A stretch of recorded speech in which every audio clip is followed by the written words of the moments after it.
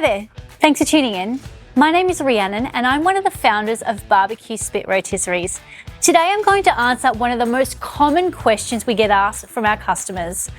How long does it take to cook on a spit? There are so many variables to determine how long it's going to take you to cook your meat on the spit. Was your meat taken straight from the fridge and put onto the spit? Or did you leave it warming up a little bit at ambient temperature, which is always the preferred option, by the way? It also depends on how wide the meat is. Let's just say, for example, you're cooking a 4 kilo piece of meat.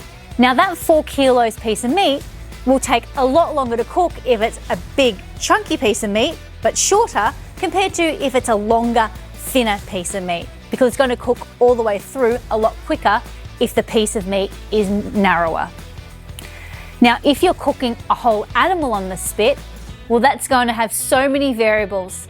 If you're cooking a lamb, for example, you could be done in about 4 hours if it's a smallish lamb. Otherwise, it could go anywhere up to 6 hours if you're cooking a full-size sheep. And the same goes for pigs as well. Other factors which will influence how long it's going to take you to cook is if it's windy outside or how hot or cold it is outside as well. So always allow more time than you think that you need, and make sure that you have an instant read thermometer on hand. That way you can always pierce the center of the meat to test the internal temperature and make sure it's cooked all the way through.